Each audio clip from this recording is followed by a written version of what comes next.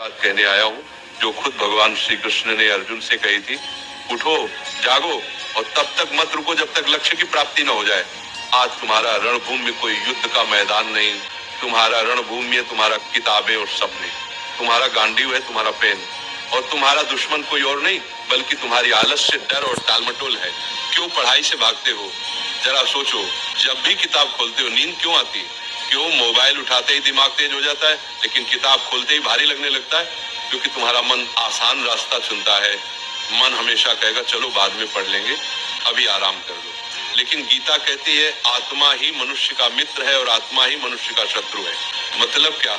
अगर तुम मन को कंट्रोल कर लो तो वही तुम्हारा सबसे बड़ा साथी है, लेकिन अगर मन ने तुम्हें कंट्रोल कर लिया तो वही तुम्हें बर्बाद कर देगा। अर्जुन भी डरा हुआ था। उसने कहा, हे माधव, मैं नहीं लड़ सकता, मेरा मन विचलित है। श्री कृष्ण ने कहा, हे पार्थ, उठो, तुम्हारा कर्तव्य युद्ध करना है और युद्ध से भागना अधर्म है।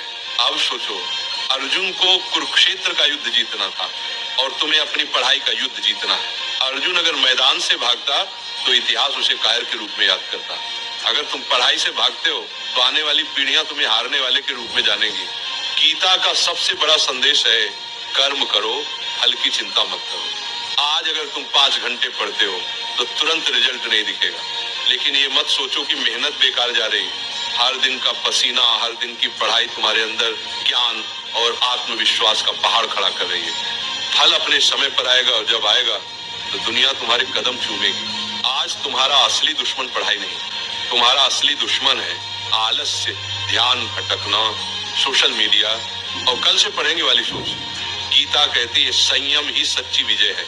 अगर तुम अपने दिमाग को मोबाइल से हटाकर किताबों पर टिकाना सीख गए तो तुम वही विद्यार्थी बन जाओगे जिसे देखकर लोग कहेंगे ये लड़का भगवान की दी हुई मिसाल है।